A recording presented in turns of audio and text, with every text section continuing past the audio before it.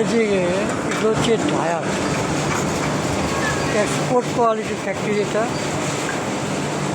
Tyre আগুনের তাপে body শুকানো হচ্ছে বা বুশ শুকানো হচ্ছে। তো কিন্তু আমরা বাসা বাড়িতে কেউ ফ্যান লাগাই, এসি লাগাই, এয়ার কুলার চালাই, তারপরেও আমাদের গায়ে অতিরিক্ত গরম লাগে। আর এখানে আগুনের মাঝখানে কত পরিশ্রম করে এই খেটে খাওয়া মানুষগুলো কাজ করে, তারপরও আমরা এদেরকে মূল্যায়ন করি না। এই নিচু শ্রেণীর এই লোকগুলোকেই কিছু অসৎ কর্মকর্তা ভোগের সামগ্রী করতে চায়, তাদের ঘরের পণ্য বানাতে চায়।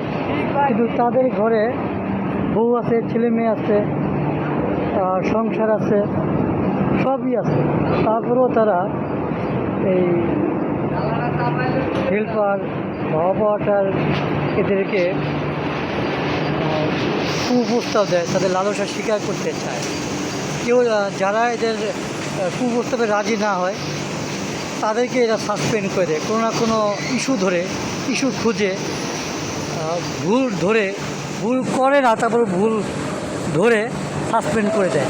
কারণ ওই কর্মকর্তার কুপ্রস্তাবে সে সাড়া দেয়নি বা রাজি হয়নি, সে কারণে আমরা এই সমস্ত কর্মকর্তাদের ধিক্কার জানাই, এদেরকে তীব্র ঘৃণা জানাই এবং এদের ফ্যামিলিদেরকেও রিকোয়েস্ট করে বলবো, আপনার স্বামী হতে পারে, ভাই হতে পারে, এই সমস্ত লোকদেরকে সচেতন করুন এবং এই মেন্টালিটি চেঞ্জ করতে বলে।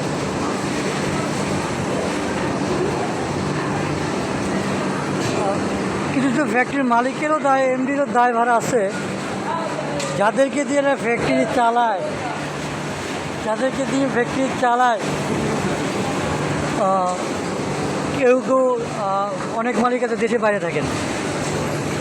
বাইরে থাকেন, এরা লোক দিয়ে ফ্যাক্টরি চালায়, জিএম, ডিরেক্টর, ইডি এদেরকে দিয়ে ফ্যাক্টরি চালান।